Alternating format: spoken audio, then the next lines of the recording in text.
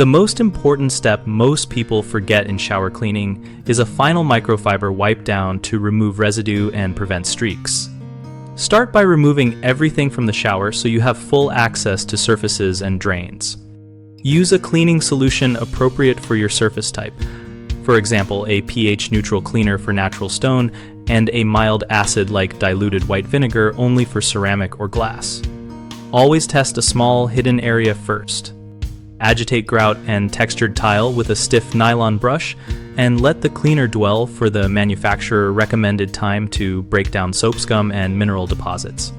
Rinse thoroughly with warm water, working from top to bottom so contaminants flow down and out the drain. Squeegee large flat panels immediately after rinsing to remove most water and prevent mineral spots from forming. Finish every clean with a dry microfiber cloth wiped in overlapping passes to remove remaining film and leave a streak-free surface. People often skip rinsing well, which leaves cleaner or loosened soil to dry into streaks. So rinse until water runs clear and follow with the microfiber wipe down. Another common issue is using the wrong tool on delicate surfaces, which causes etching or scratches.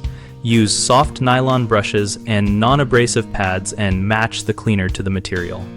A third mistake is neglecting maintenance frequency, which lets buildup harden and requires harsher methods. Establish a simple weekly quick clean routine of Squeegee plus microfiber wipe to keep deposits from becoming stubborn.